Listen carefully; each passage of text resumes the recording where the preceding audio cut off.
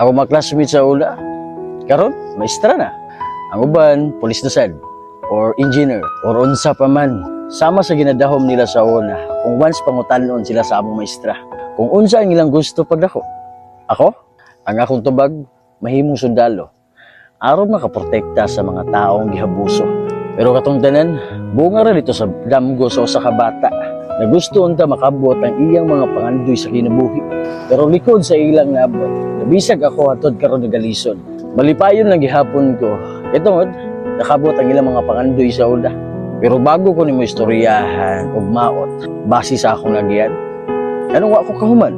Susiha sa akong kinabuhi ug ang akong kaagi. Ug nganong wa ko kahuman?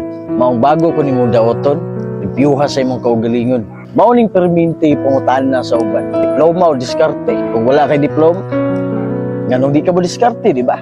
Diskarte sa kinabuhi kung paano mabuhi aning kalibutan na. Dili importante na masinso ta. Ang importante dira kung paano na to mabuhi ang maabutay na itong pamilya.